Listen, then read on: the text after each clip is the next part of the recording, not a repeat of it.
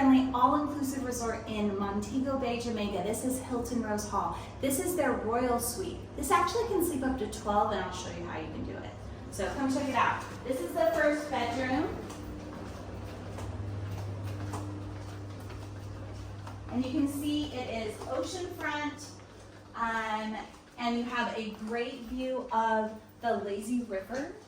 And then my favorite part is I'm going to show you the whole living area, and I'll show you where the rooms connect.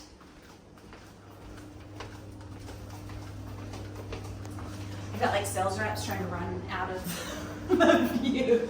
So this room is a 2-queen ocean view room, and it connects. And then look at this whole like wet bar situation. If you were having a destination wedding or like a family reunion, somebody needs to book this room because this would be a perfect hangout room. There's a powder bath right here with more closet space. And then come check this out. It's huge. Can you like just think about if you were like getting ready with your bridesmaids, this would be so perfect. And then when you come out here,